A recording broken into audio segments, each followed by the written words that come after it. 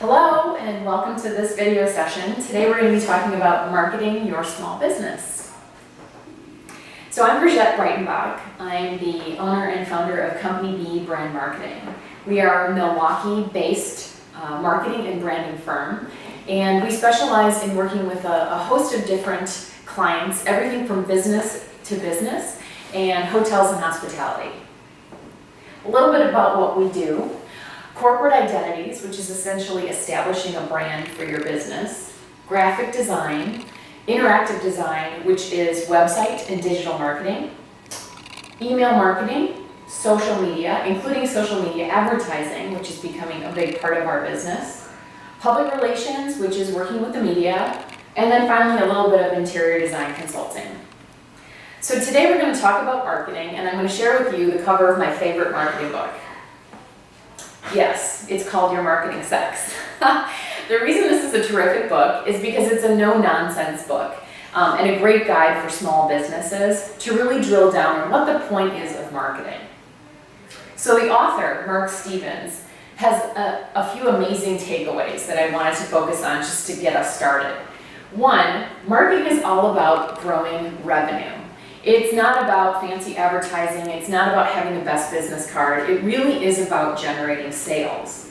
And as a result, nothing happens unless a sale is made. You can have the best marketing in the world, but if you're not selling your products and services, your marketing's not working for you.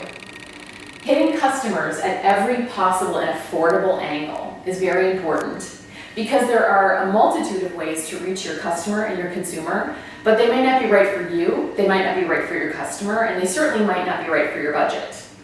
And then finally, the old adage of picking the low-hanging fruit is very important. Your customers, your past customers, are more likely to be your next customer than finding a new one. So really cross-selling to your clients and cross-selling to customers is an important part of growing your small business. So let's talk a little bit about small business in this community, in this state, and in this country right now. There are 700,000 businesses that start up every year that would be considered a small business.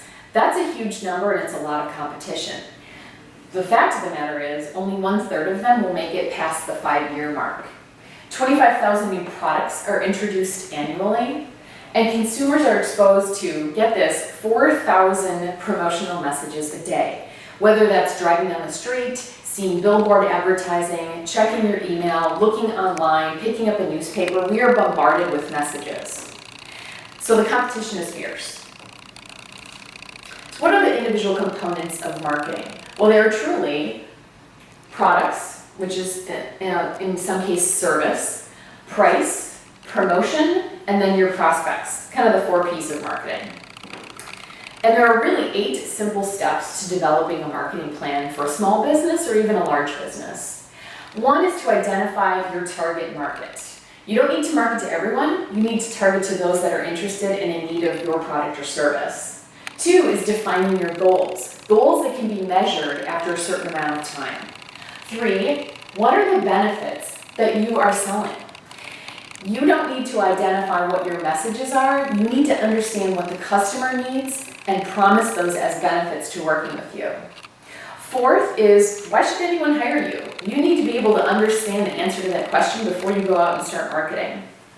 5 is selecting your marketing tactics, and there are a huge array, and we'll talk a little bit about those. And then finally, establishing a marketing budget, developing your plan and implementing it, and then measuring your results. And that last, number 8 item is something that people forget about all the time. They implement a marketing plan and they forget about measuring whether or not it was effective or cost effective. Knowing the competition is as important as developing your marketing plan. Who else in your market offers the services that you offer? What price do they offer it at that? And how are they promoting their business? And then finally, what about the markets that you serve? Are you thinking about your immediate market, or are there markets outside of yours that might be in need of your type of service or business because the competition isn't there? And then doing what's called a SWOT analysis, determining what the strengths and weaknesses are of your business versus your competition. Knowing your customer is really the next step, and that's really simple. I think to some extent it's defining Is it a business or a consumer that you're going after? What are their general demographics? You don't need to know everything about them, but you do need to know basic information about who that customer is. And then the whole idea of everyone versus market segmentation. You don't need to market to everyone. You need to market to those that need your products or services. Finding your customers is really the next step. And there's a whole host of ways of finding a customer, but a few of them here that I've listed are a lot of interpersonal. So the first one is networking. Get out there, meet people. The second area is kind of targeted prospect lists, and there are a whole host of free online sources to find those customers, whether they be online directories, advertising directories, trade association lists, even professional associations that you might belong to may be willing to share their membership lists with you. And there are also many free online forums and chat rooms within individual industries where you can get to know people and prospect and mine for customers. I love this quote. So this is why do customers buy? Last year, 1 million quarter-inch drill bits were sold. Not because people needed quarter-inch drill bits, it's because people needed quarter-inch holes. So let's figure out what the customer needs. And there are some pretty basic questions that you can pose to your customer to let them know that they understand that you're there for their needs and not just to sell you something. So asking the customer, what's your biggest problem? What's the biggest problem that you face on a day-to-day basis? How long have you had this problem? What have you done to fix it? And how did that work for you? At this point, you've got customers that are engaged in a conversation with you, sharing what the pains of their business model are. So what is this problem costing you? What's it costing you in time, in money, any other costs of this problem? Do you have a budget to solve this? Are you the person that needs to make this decision, or are there other decision makers? And then finally, are you committed to finding a solution to this problem? If you can take a customer through that before you even launch into what you do, you put the focus on what their needs are versus what your services are that you're selling. So let's get into the individual tactics regarding promoting your business. The first is business collateral. This is basic, and it doesn't need to be expensive. So there are a variety of online sources for business cards for collateral that are cost effective, that are low quantity, and that don't require an expensive designer. Now my firm specializes in marketing and branding, and so we love to help companies do this. But if you're on a tight budget and you're just starting out, there are many sources online to not only design, but order and print collateral this way. You know, promoting your business once you have that collateral is really about getting out there. Excuse me. One, direct contact. You know, do you know who your customers are? Start making cold calls. Start taking people to coffee in the morning. Networking and building a referral network is also very important. Promoting your business through a website. I have to say, in today's economy, you need a website. It doesn't have to be fancy, but it has to answer the basic questions about your company. The 5 pages that people go to with most business websites are the homepage, the contact information page, about you, information about any of the projects that you've worked on, and a map to find you. Those are very basic.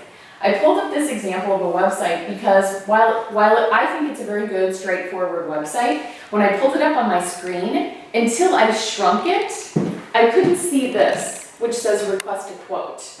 So the one call to action that this company put together, I couldn't see it on my screen. So really be careful about designing these websites and working with someone who understands today's best practice technology with websites.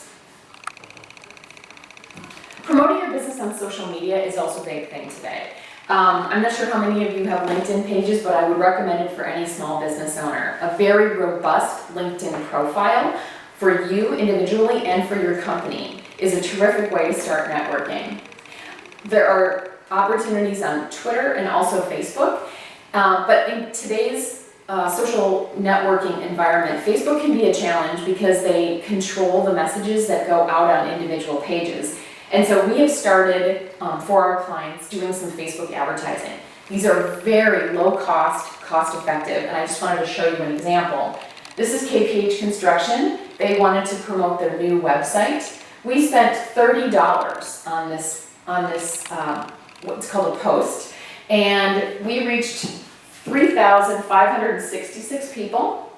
30 people liked it, and most importantly, 53 people clicked on the link to go to that company's website. So that was, to me, worth a $30 investment. And those are things that you can do just by having a Facebook account. 6 is public relations. So individuals have stories to tell. I'm sure you have successes. I'm sure you have interesting work that you can talk about that is considered newsworthy. Get out there and meet the people who are covering news in your market. Those are the individuals that are looking for stories. Give them something to write about. And then finally, advertising.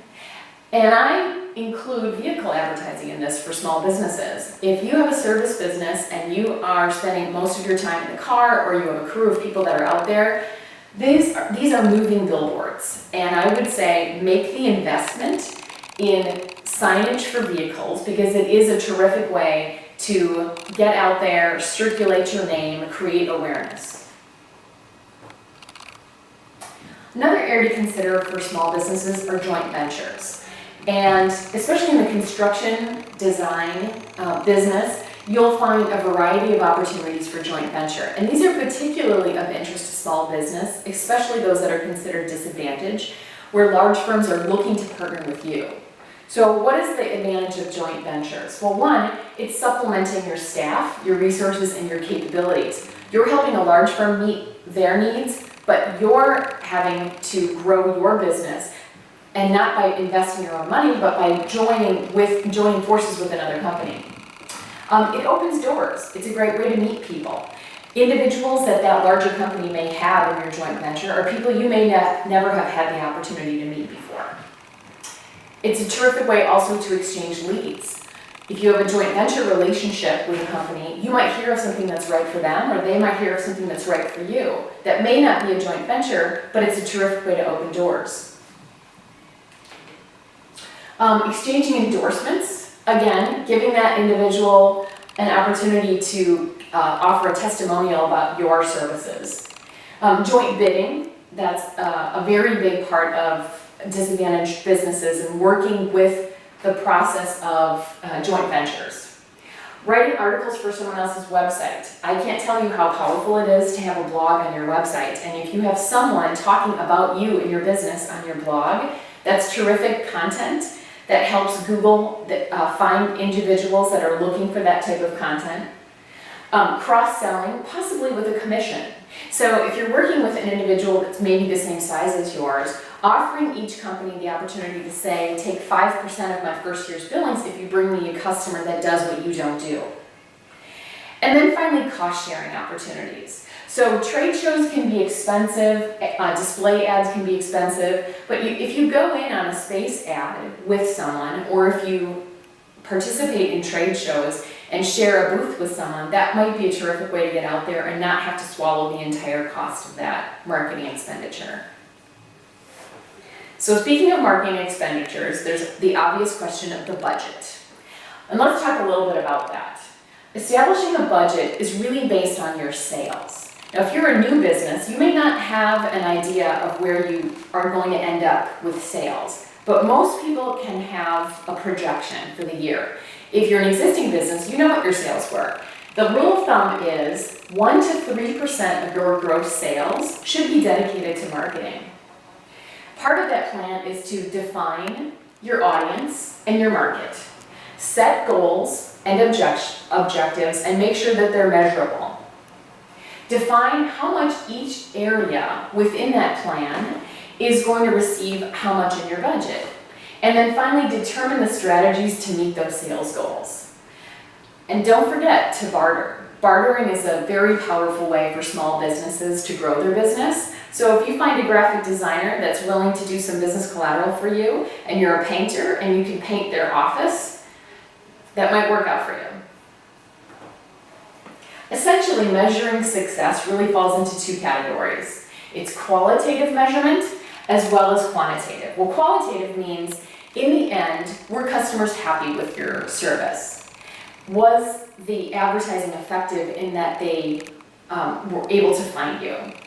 Quantitative is really setting goals for your business, so at the end of the year you can determine whether or not that marketing made sense for your sales and bottom line. So set goals like, I want to increase my sales from X to X within 12 months. I want to double my number of customers in 2 years, or whatever that number is for you. I want to bid on X number of jobs every week, every month, every year, and I want to secure X number of contracts based on a certain period of time with a value. All of those items will give you an idea of whether or not your business is moving in the right direction and your marketing is working. The last bit of advice is this: people buy from people. Whether or not you have a business-to-business type of product or service, the bottom line is people do buy from people. They buy from people that they like and trust. So know your business, be yourself, learn about your customers and your prospects, listen to them, and ask for the business. I hope that was helpful. Thank you.